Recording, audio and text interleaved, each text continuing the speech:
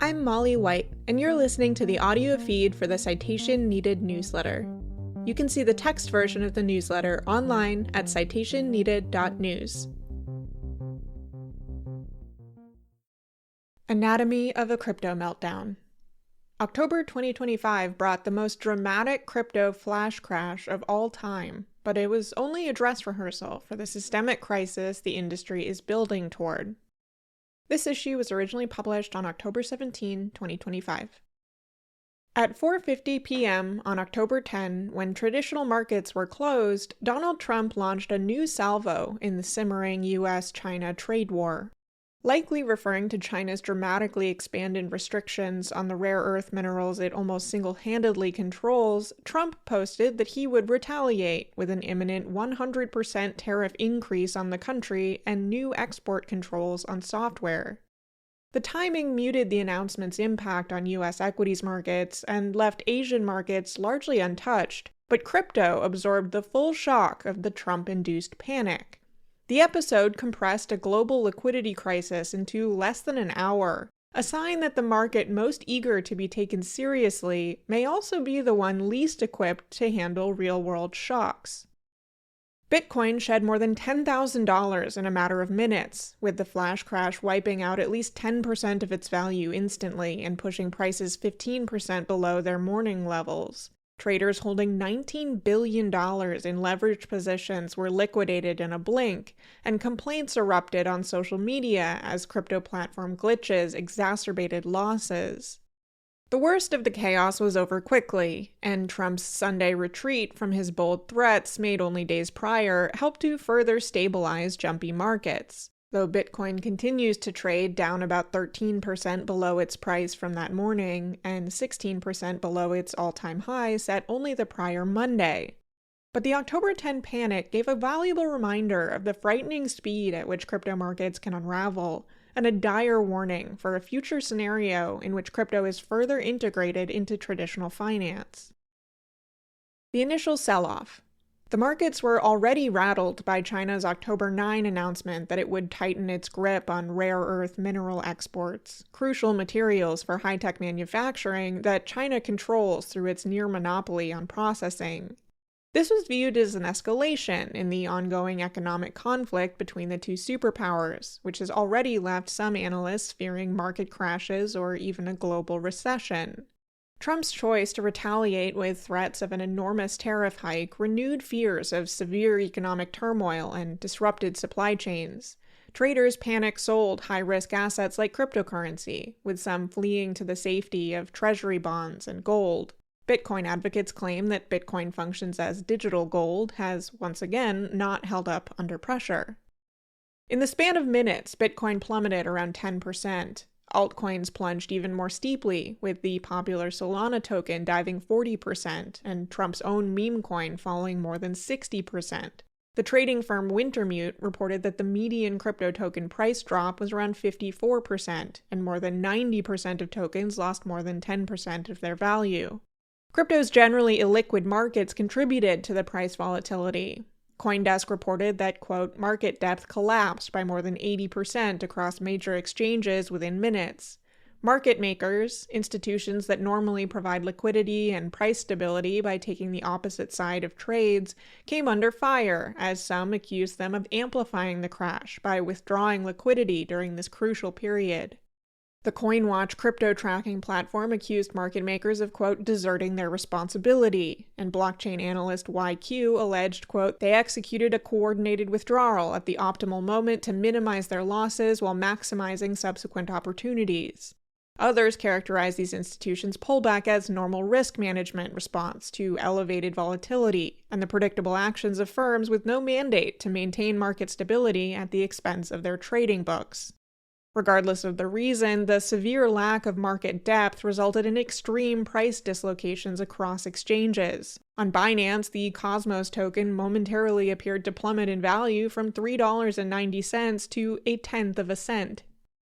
Unlike traditional equities markets, where circuit breakers or other mechanisms to halt trading force cooldown periods when assets encounter extreme volatility, crypto markets are all gas, no brakes. When prices start falling rapidly, there's no system-wide pause to allow liquidity to rebuild or for traders to take a breather and reconsider the risk. Crypto exchange glitches. As trading activity spiked on exchanges and prices whipsawed, multiple centralized platforms suffered glitches. Binance's site went completely down at one point, and customers reported unexplained account freezes, unsuccessful trades, and automated protections like stop losses failing to trigger. Several tokens intended to maintain pegs to other assets, such as USDE, depegged on Binance's Earn program. Coinbase's status page claimed there was, quote, latency or degraded performance when transacting, although customers widely reported not being able to trade at all. The Kraken app showed customers a vague "something went wrong" screen, and customers reported similar issues with trades not completing and stop losses not triggering. Robinhood users also reported the app freezing and attempted trades not going through. Other exchanges, including OKX, BitGet, and MEXC, had intermittent outages, delayed trades, or inaccurate price information. Though arbitrage traders and bots typically help to keep the price of any given asset consistent across exchanges by capitalizing on small discrepancies, the cascade of technical failures, stuck trades, failed or delayed withdrawals, and inaccurate or non-functional pricing data feeds allowed prices to wildly diverge from one exchange to another. Some have accused centralized exchanges of minimizing their own losses at their customers' expense by intentionally halting trading or withdrawals under the guise of technical difficulties.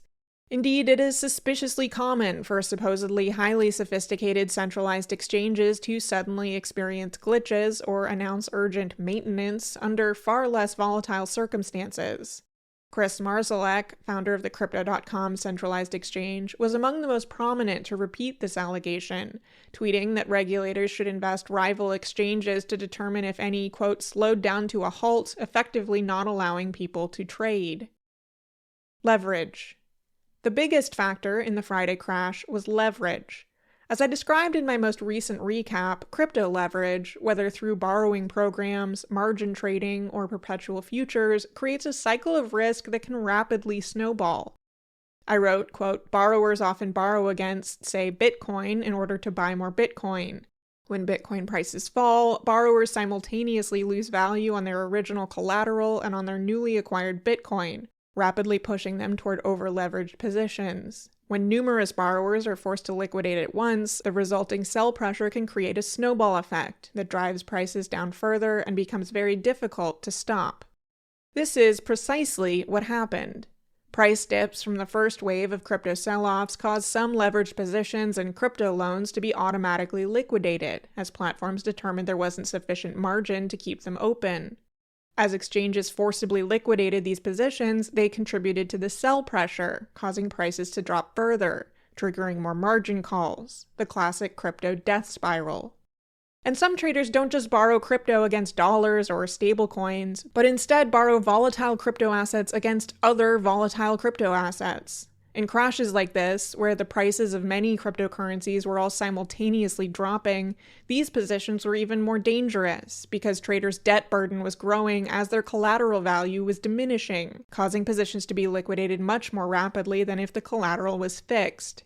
And in these types of positions, if a trader is forcibly liquidated, exchanges sometimes need to sell off the loan collateral as well as the borrowed asset, causing sell pressure for both assets. As prices fall, those trading on leverage are often given an opportunity to restore their positions to a healthy state by adding more collateral, thus increasing their margin level. But with the often slow process of converting fiat currency into cryptocurrency, often the only option for traders to obtain more crypto to use as collateral in an emergency is to sell off other crypto assets. This contributes even more to overall sell pressure, as traders panic sell assets to shore up their leveraged positions. And in rapidly falling markets, traders can still be wiped out before they have a chance to add collateral. These issues were amplified by crypto exchange glitches, where malfunctioning price feeds and depegged assets caused erroneous liquidations based on inaccurate prices. Binance later paid out $283 million to compensate users who had been erroneously liquidated due to apparent depegs on their platform, plus another $400 million to traders and institutions that were wiped out due to legitimate liquidations. On platforms where trades failed or faced significant delays, some customers watched their leveraged positions get forcibly liquidated in front of their eyes as they were unable to top up collateral.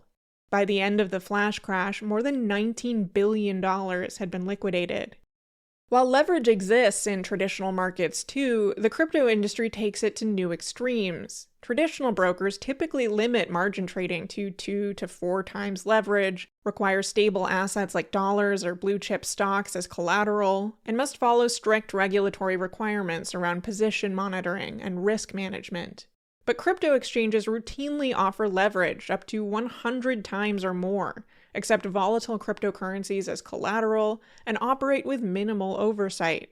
Traditional markets also have circuit breakers and trading halts that can pause cascading liquidations, and brokers typically follow careful procedures with multiple warning thresholds before forcing positions to close.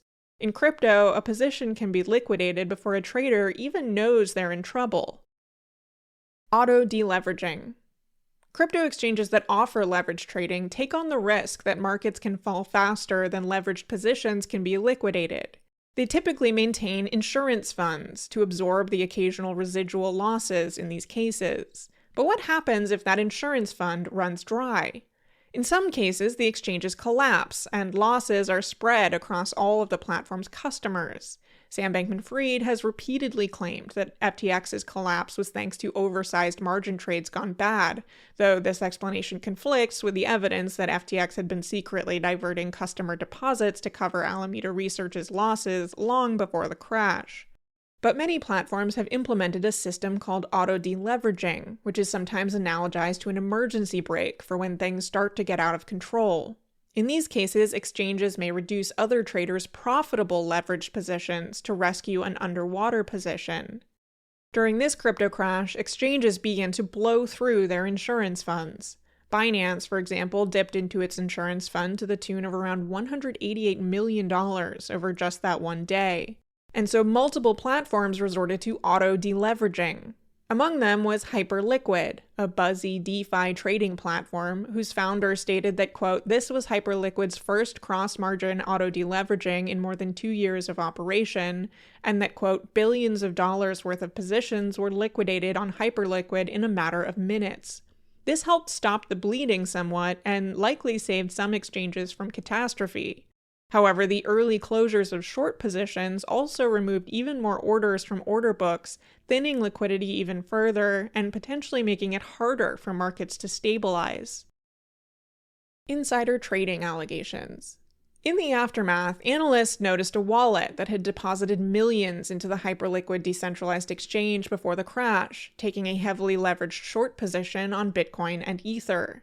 When the market plummeted, they profited to the tune of more than $150 million. The remarkable timing led some researchers and institutions to question whether the trader had inside information from the White House about upcoming tariff announcements, and the blockchain analytics company Arkham even labeled the wallet, quote, Trump Insider Whale on their platform. Some researchers suggested the wallet might belong to Garrett Jin, the former CEO of Bitforex, a Hong Kong-based exchange that shut down in early 2024 amid exit scam allegations. Without initially addressing whether he controlled the wallet, Jin posted to Twitter that, quote, I have no connection with the Trump family or Donald Trump Jr. This isn't insider trading, but then later deleted the tweet.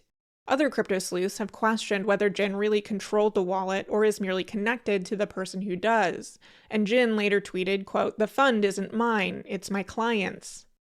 In traditional markets, a $150 million profit on well-timed shorts ahead of a presidential announcement might trigger inquiries from the SEC, CFTC, or DOJ. But in crypto, it's not even clear which agency, if any, would have the authority to investigate crypto trades around government announcements. Hyperliquid is based offshore. The possible wallet owner may be as well, and regulatory jurisdiction over cryptocurrency remains hotly contested.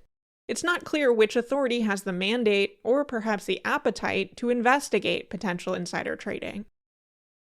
The fallout. While crypto prices stabilized fairly quickly, though without returning to their earlier highs, many traders suffered huge losses. Retail traders were the most impacted in terms of the raw numbers of liquidations, though institutional traders lost the most in terms of dollar amounts.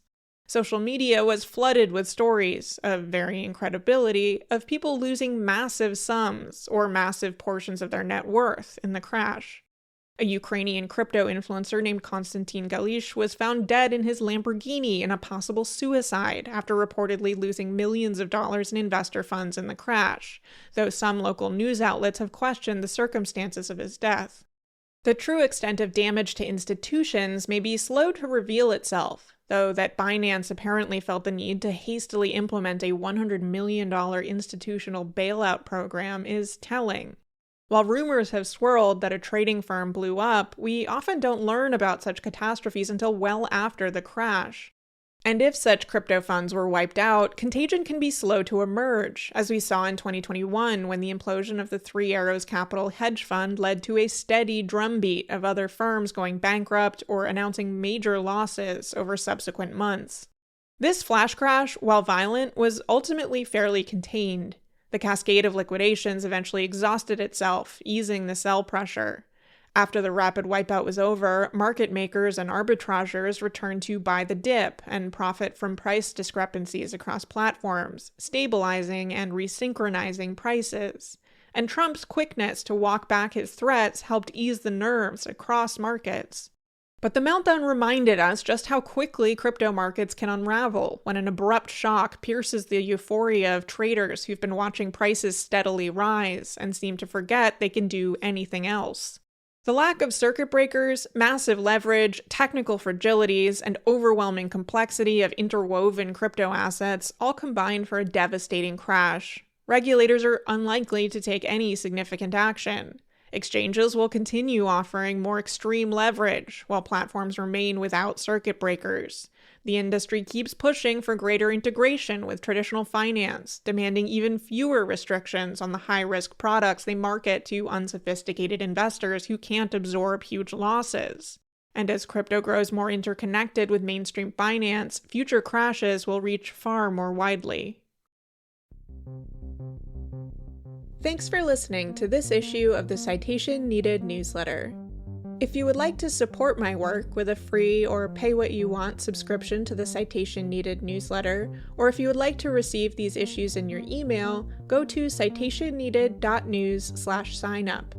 If you enjoyed the podcast version of this episode, please consider leaving a rating or review in your podcast player of choice.